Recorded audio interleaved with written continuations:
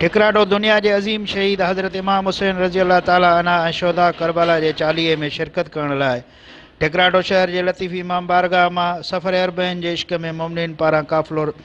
ज़वार शाह मोहम्मद भट्टी, ज़वार मुनीर अहमद लाहौती, लालनो ऐं अली असगर समूह की अगवाणी में रोडे के सफ़र लाइ रवानो थियो,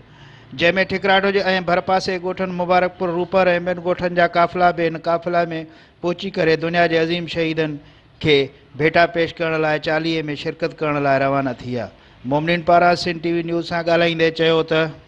मोहम्मद जीअं त अॼु चेल में अज़ा मौला हुसैन अलैहिस्सलाम ऐं शोधा करबला के सिलसिले में ही चेलम असांजो माना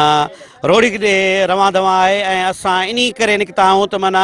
ही माण्हुनि खे मुस्लमान खे तक़रीबन ख़बर न हुई त चेलम छा आहे। असां सिर्फ़ु इन ख़ातिर निकिता आहियूं त इमाम हुसैन अलैहिस्सलाम ऐं अहले बैत ऐं ॿिनि असहाब सां ज़ुल्म जेको थियो आहे उन जी असां हिमायत में निकिता आहियूं। चाहियूं था त सभई मुसलमान उम्मत मुस्लिमा इत्तिहाद जो सबूत ॾींदी, हिक पेज ते गॾु थी करे जेको आहे पंहिंजे इत्तिहाद बैनुल मुस्लिमीन जो सबूत ॾियनि। ही जुलूस हज़रत इमाम हुसैन अलैहिस्सलाम